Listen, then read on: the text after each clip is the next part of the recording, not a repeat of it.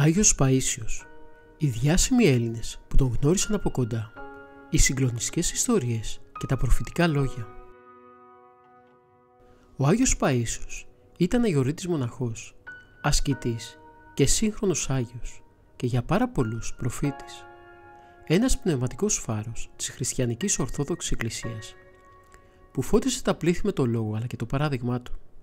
Με πάνω από 20 χρόνια μετά την κοίμησή του, οι πιστοί του κάθε χρόνο πληθαίνουν, καθώς πολλαπλασιάζονται οι μαρτυρίες για τα θαύματά του, αλλά και το δέος για όσα τρομερά είχε προβλέψει. Ανάμεσα σε όσους τον γνώρισαν από κοντά, ανήκουν και διάσημοι Έλληνες από το χώρο του θεάτρου. Ένας από αυτούς, ο Πέτρος Ξεκούκης, ο οποίος τον επισκέφθηκε όταν είχε πάρει την απόφαση να ασχοληθεί με την υποκριτική. «Σκέφτομαι την ημέρα της κρίσεως που θα κρίνει ο Κύριος τον καθένα από εμάς από το επάγγελμά του», είχε πει τότε ο γέροντας. «Όταν είπα ότι θέλω να γίνω ηθοποιός, μου είπε ότι αυτό το επάγγελμα θα πάει στην κόλαση. Και τότε ταράχτηκα», συνέχισε. Επειδή όμως πάντα μιλούσε αλληγορικά ο Άγιος, μου είπε στη συνέχεια: «Γίνε αυτό που θες να κάνεις, παιδί μου». Ο ηθοποιός Σταύρος Ζαλμάς θυμάται επίσης πως επισκεπτόταν συχνά με τους φίλους του το σύγχρονο Άγιο. «Πήγαμε στο γέροντα Παΐσιο και μας είπε: Είναι άνθρωποι αγράμματοι. Όταν μου λένε ότι αισθάνονται την ανάγκη για προσευχή, τους λέω να λένε ένα τραγούδι με νόημα». Ο Γιάννης Ζουγανέλης έφερε στο νου του τη μεταφυσική εμπειρία που βίωσε στο Άγιον Όρος τη φορά που συνάντησε τον γέροντα. Τέλος, ο ηθοποιός Στέλιος Καλαθάς θυμάται έντονα από τις συναντήσεις του με τον Άγιο Παΐσιο το βλέμμα του και την ενέργεια που είχε. «Όταν συναντιέσαι με το φως, το παίρνεις μέσα σου και όλο αυτό λειτουργεί», δήλωσε χαρακτηριστικά. Ο Άγιος Παΐσιος ο Αγιορείτης, κατά κόσμον Αρσένιος Θεσνεπίδης, ήταν Έλληνας Καπαδόκης μοναχός του 20ου αιώνα, που έγινε ευρέως γνωστός για το μοναστικό του βίο και το έργο του. Η αγιοκατάταξή του πραγματοποιήθηκε το 2015 και η μνήμη του εορτάζεται στις 12 Ιουλίου, την ημέρα της κοιμήσεώς του. Γεννήθηκε στις 25 Ιουλίου του 1924 στα Φάρασα Καπαδοκίας και ήταν γιος του προδρόμου και της ευλογίας Ευλαμπίας Θεσνεπίδη και είχε άλλα 9 αδέλφια: την Εκατερίνη, τη Σωτηρία, τη Ζωή, την Μαρία, τον Ραφαήλ, την Αμαλία και το Χαράλαμπο, που είχαν επίσης γεννηθεί στα Φάρασα, ενώ η Χριστίνα και ο Λουκάς γεννήθηκαν στην Κόνιτσα, όπου είχε κατασταθεί η οικογένεια του Παΐσιου από το 1927. Ο πατέρας του ήταν πρόεδρος του χωριού. Στις 7 Αυγούστου του 1924, μία εβδομάδα πριν οι Φαρασιώτες φύγουν για την Ελλάδα, βαφτίστηκε από τον ιερέα της ενορίας τους, Αρσένιο, τον οποίο η Ορθόδοξη Εκκλησία αναγνώρισε ως Άγιο το 1986. Ο Αρσένιος επέμεινε και του έδεσε το δικό του όνομα για να αφήσει καλόγερο στο πόδι του, όπως χαρακτηριστικά είχε πει. Το 1948 ο Αρσένιος υπηρέτησε στο στρατό με την ειδικότητα του ασυρματιστή κατά τον εμφύλιο πόλεμο.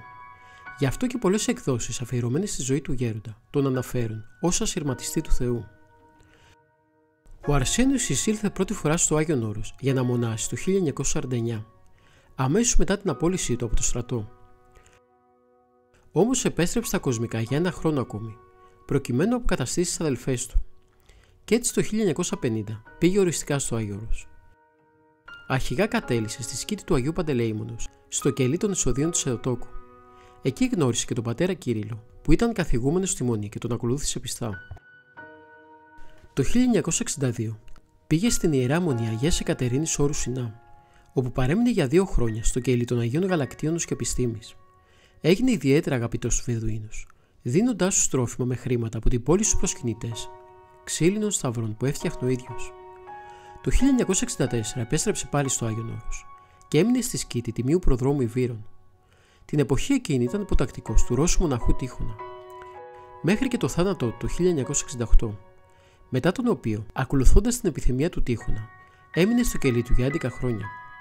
Τον ίδιο χρόνο συμβούλεψε έναν από τους κοντινότερους μαθητές του, τον Βασίλειο Κοντικάκη, να γίνει ηγούμενος για να βοηθήσει την ανακατασκευή της Ιεράς Πατριαρχικής και Σταυροπηγιακής Μονής Σταυρονικήτα, που ήταν σημαντικό βήμα για την αναβίωση του μοναχισμού στον Άθο. Το καλοκαίρι του 1965, ο Άγιος Παΐσιος γνωρίστηκε με τον συμπατριώτη του Μικρασιάτη, γέροντα Πολύκαρπο Ματζάρογλου. Ο πατήρ Πολύκαρπος ενεργοποίησε τα πνευματικά του παιδιά, γιατρούς και νοσοκόμες, ώστε να εξεταστεί ο Άγιος Παΐσιος και να ακολουθήσει την κατάλληλη περίθαλψη, λόγω των προβλημάτων υγείας που εμφάνισε. Τη Δευτέρα 11 Ιουλίου, την γιορτή της Αγίας Εφημίας, κοινώνησε για τελευταία φορά γονάτιστος μπροστά στο κρεβάτι του. Τις τελευταίες μέρες της ζωής του αποφάσισε να μην παίρνει φάρμακα ή παυσίπονα, παρά τους φρικτούς πόνους της ασθενειάς του. Τελικά κοιμήθηκε την 3η 12 Ιουλίου του 1994 και ώρα 11 το πρωί, σε ηλικία 69 ετών, και ενταφιάστηκε στην Ιερά Μονή Αγίου Ιωάννου του Θεολόγου στη Σουρωτή Θεσσαλονίκης. Έκτοτε κάθε χρόνο στις 11 προς 12 Ιουλίου, στην εορτή του, τελείται αγρυπνία στο Ιερό Συχαστήριο, με συμμετοχή χιλιάδων πιστών. Η πλάκα στον τάφο του γράφει: «Εδώ τελείωσε η ζωή, εδώ και η πνοή μου. Εδώ το σώμα θα θαυτεί, θα χαίρει και η ψυχή μου. Ο Άγιος μου κατοικεί, αυτό είναι τιμή μου. Πιστεύω αυτός θα λυπηθεί την άθλια ψυχή μου.